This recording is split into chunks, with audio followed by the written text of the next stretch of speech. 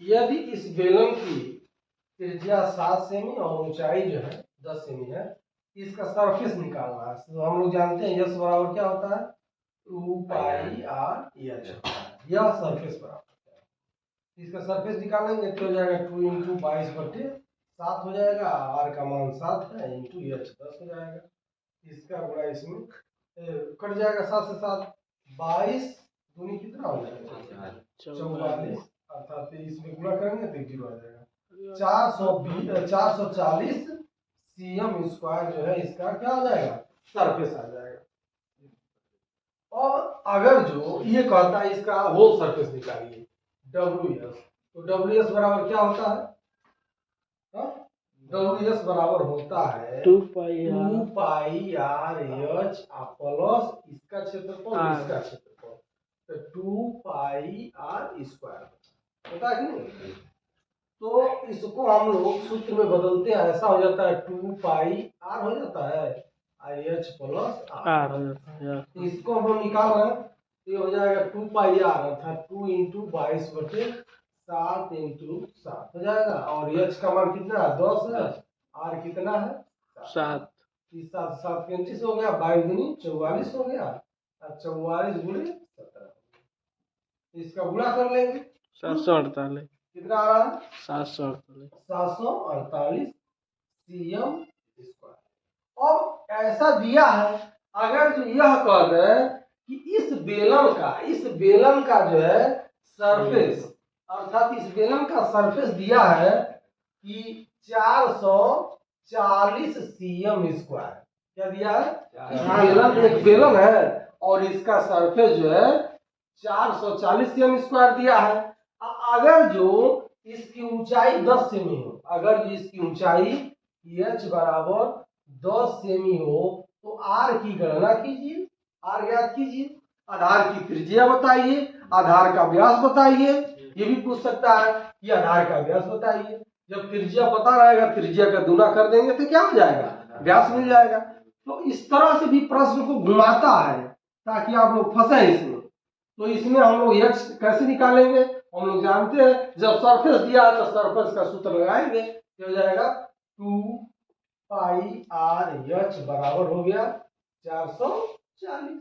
कोई दिक्कत है, अब इसमें मान रखते हैं, ये हो जाएगा 2, ये हो जाएगा 22/7 हो जाएगा। आर का मान हम लोग को ज्ञात करना, आर लिख देंगे, एच का मान पता है 10 लिख देंगे और बराबर 440। कोई दिक्कत नहीं, आर का मान निकालते हैं तो आर बराबर हो गया।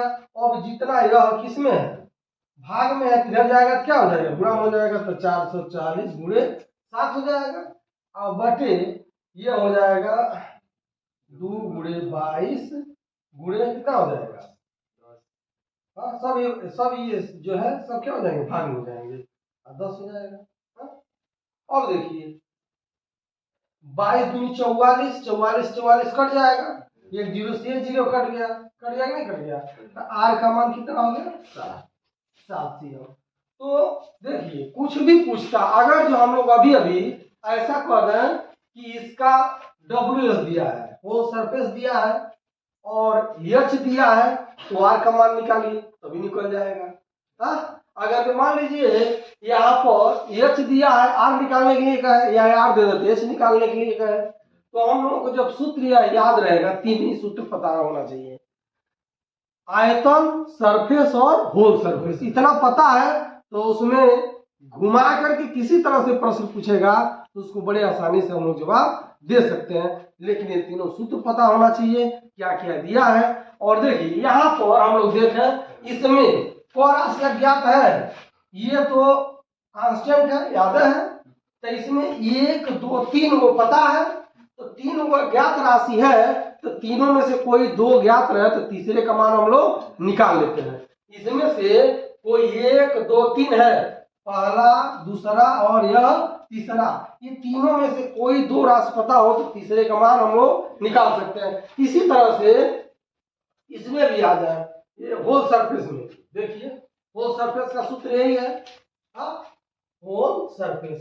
तो इसमें भी एक राशि हो गया, और एक राशि और एक राशि है, इसमें भी 3 राशि है, 3 राशि में से कोई दो राशि का मान पता हो तो हम लोग तीसरी राशि का मान निकाल सकते हैं। इसी तरह आयतन में भी आप लोग देख लीजिए, v बराबर पाई आर स्क्वायर इंटू एच।